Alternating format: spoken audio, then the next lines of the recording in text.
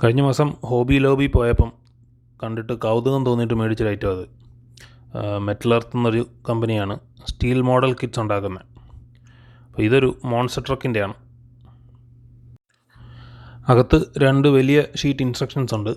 ഈ metal pieces എങ്ങനെയാണ് വളയ്ക്കേണ്ടത്, എങ്ങനെയാണ് അറ്റാച്ച് ചെയ്യേണ്ടതെന്നൊക്കെ കാണിക്കുന്ന ഡീറ്റെയിൽഡ് ആയിട്ടുള്ള ഇൻസ്ട്രക്ഷൻസ്. ഈ സെറ്റിൽ 3 മെറ്റൽ ഷീറ്റ്സാണുള്ളത്. ഒരുപാട് പാർട്സ് ഉണ്ട്. ഇപ്പോൾ നോക്കിയാൽ അറിയാം, ഇത് 4 വീല്, അതിൻ്റെ മെയിൻ ബോഡി, വിൻഡ്ഷീൽഡ് ഒക്കെ കാണാം.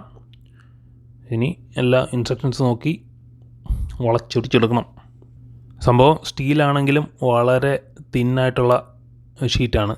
അപ്പം സൂക്ഷിച്ച് ചെയ്തില്ലെങ്കിൽ ചിലപ്പോൾ ഒടിഞ്ഞു പോകും. അപ്പോൾ നമ്മുടെ കൈ മാത്രം യൂസ് ചെയ്താൽ നടക്കത്തില്ല, വളരെ ചെറിയ പീസുകളാണ്. അപ്പം ട്വീസറും ഒരു കട്ടറും ഉണ്ടെങ്കിൽ കാര്യങ്ങൾ നടക്കും. ഞാൻ വായിച്ചതും കണ്ടതും ഒക്കെ വെച്ച് ഒരു 8-10 മണിക്കൂർ ഡെഡിക്കേറ്റഡായിട്ട് ഇതിലിരിക്കണം. പിന്നെ ഇതിൻ്റെ ഷീറ്റ്സിൽ പാർട്സ് ഒന്നും നമ്പർ ചെയ്തിട്ടില്ല. അതെല്ലാം ഇൻസ്ട്രക്ഷൻസ് മാനുവൽ, ഇൻസ്ട്രക്ഷൻ ഷീറ്റിലാണ് ഇതിൻ്റെ നമ്പറുള്ളത്. അപ്പോൾ ഇതിൽ നിന്ന് ഡിറ്റാച്ച് ചെയ്ത് കഴിഞ്ഞാൽ പിന്നെ ഇതിൻ്റെ നമ്പറിങ് ഇത്തിരി ബുദ്ധിമുട്ടായിരിക്കും. കട്ട് ചെയ്തെടുത്ത പീസ് മാർക്ക് ചെയ്ത് വെച്ചാൽ അത്രയും നല്ലതായിരിക്കും, കൺഫ്യൂഷൻ ഒഴിവാക്കാം.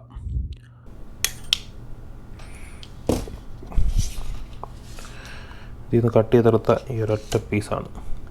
ഇതിപ്പോൾ ഇതിൻ്റെ ഒരു ഷേപ്പ് വെച്ച് ഇതെവിടെ പോകുന്നതാണെന്ന് പോലും പിടുത്തം കിട്ടുന്നില്ല. ഇതാണ് ആ ഒരു പീസ്. ഇതിൽ നീ ഇപ്പോൾ മാർക്ക് ചെയ്തേക്കുന്ന പോലെ ഫോൾഡ് ചെയ്ത് ഇങ്ങനെ ആക്കിയെടുക്കണം.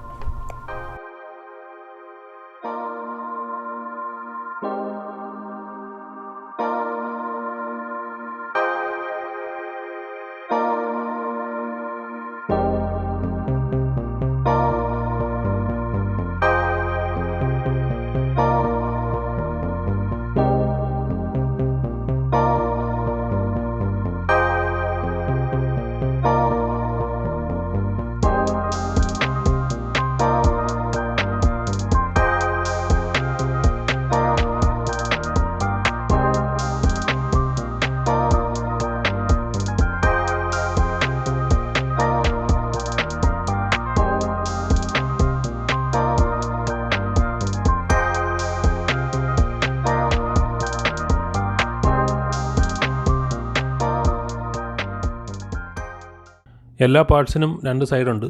ഒരു എൻഗ്രേവ്ഡ് സൈഡും ഒന്ന് നോൺ എൻഗ്രേവ്ഡ് സൈഡും.